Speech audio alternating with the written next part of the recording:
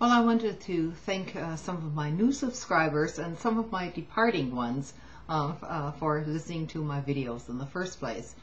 So it goes without saying, during my last few videos, I've received quite a few personal messages, and I will get to them eventually. So please be patient. I try to answer every personal PM when I get one. Now, I received quite a few of them during these last few days, and so it'll take me a while. And needless to say, I don't answer hate mail messages of any kind. So anyone who sends this kind of crap to me has basically just wasted their time to start with. Moving on. The economy is in shambles, basically. And what you're hearing from the stock market gurus and basically the mainstream press is based on more and more hype than reality. So I'm going to, today, I'm going to read an essay by Whitney. And he is not an economist, but he understands quite a bit about the economy.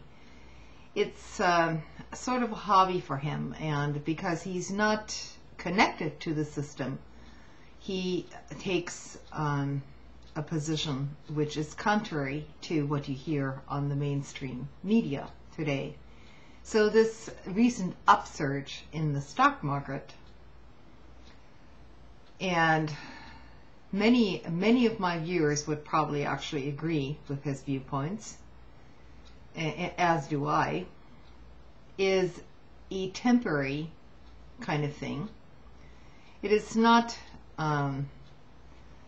any kind of fundamental change, the kind of change you would need in order to repair this broken system. So here it is. He says we're making this far too complicated. It's really pretty simple.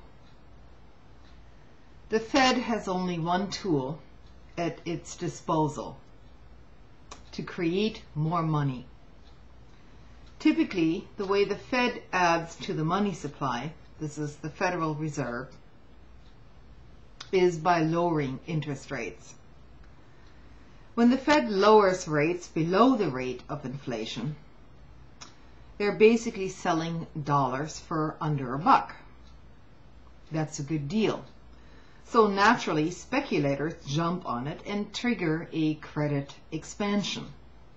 What follows is a frenzy of market activity, the kind we're seeing now, that ends in a housing, credit, tech, or equity bubble eventually. And of course, these bubbles will burst and the economy goes into a tailspin once again. Then, after a period of digging out, the process resumes. Wash, rinse, repeat. It's always the same. The moral is, cheap money creates bubbles, and bubbles move wealth from workers to the rich mother. Yeah. It's as simple as that. And why the wealth gap is wider now than at any time since the Gilded Age. The rich essentially own everything. The Federal Reserve is the policy arm of the big banks and brokerage houses, period. Ostensibly, its mandate is to maintain price stability and full employment. Right. Anyone notice how many jobs the Fed has created lately? How about the dollar? Is it really supposed to zigzag like it has been for the last decade? The central task of the Fed is to shift wealth from one class to another.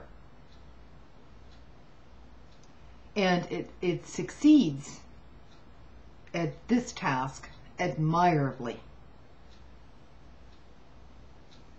The Fed's mandate is public relations claptrap. Bernanke hasn't lifted a finger for homeowners, consumers, or ordinary working stiffs. You're on your own. Just don't expect a handout. My God, that's socialism. All the dough is flowing upwards, according to plan.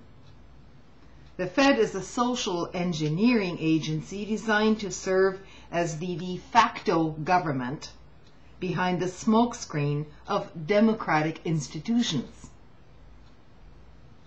Did you really think a black two-year senator with no background in foreign policy or economics was calling the shots?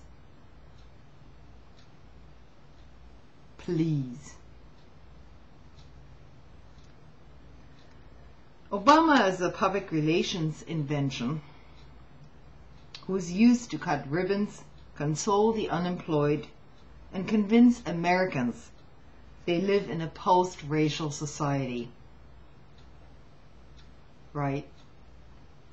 Just take a look at the footage of Katrina again.